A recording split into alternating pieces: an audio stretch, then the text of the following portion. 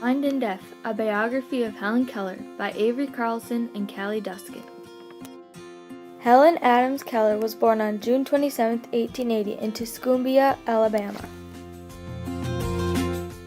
When Helen was just 18 months old, she became sick and had a very high fever. Within a few days, Helen's mother, Catherine, noticed that Helen didn't show any reaction when the dinner bell was rung or when a hand was waved in front of her face. It was then that everybody realized that Helen was blind and deaf. During her early childhood, Helen developed a limited method of communication with her friend Martha Washington.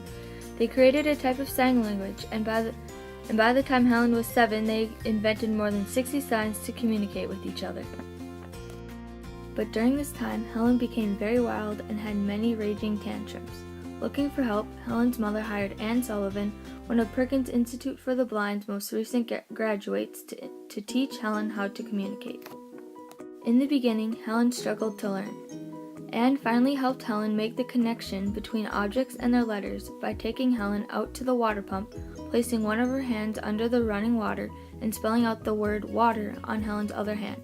This is when Helen began to understand objects and their letters, and by nightfall she had learned 30 words.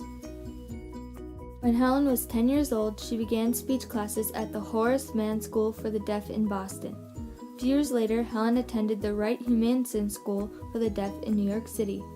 Soon Helen became determined to attend college. In 1896, she attended the Cambridge School for Young Ladies.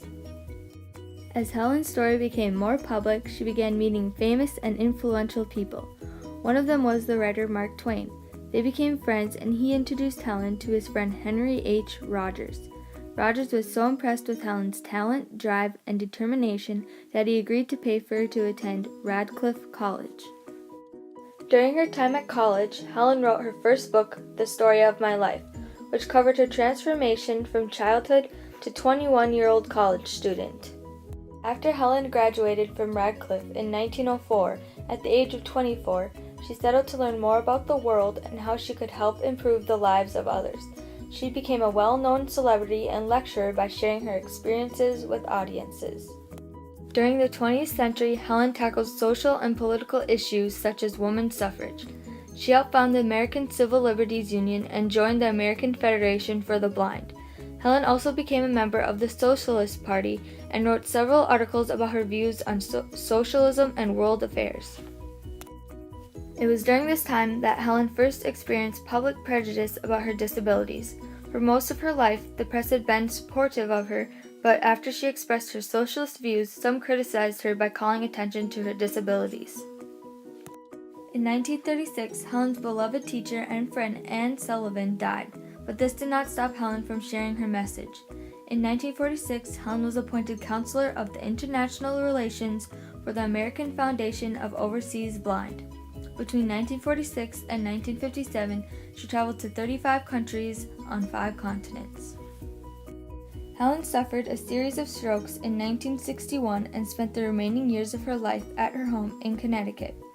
During her lifetime, she received many honors in recognition of her accomplishments, including the Theodore Roosevelt Distinguished Service Medal in 1936, the Presidential Medal of Freedom in 1964, and the election to the Women's Hall of Fame in 1965.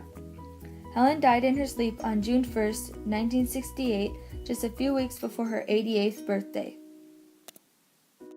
Helen could not hear other people speak, which is something almost everybody relies on every day. She must have been very smart to be able to find a way to communicate with people. Helen was also very brave. There are not very many people in the world who have the courage to do what she did. Helen taught me to be thankful for all the little things in life, such as being able to hear.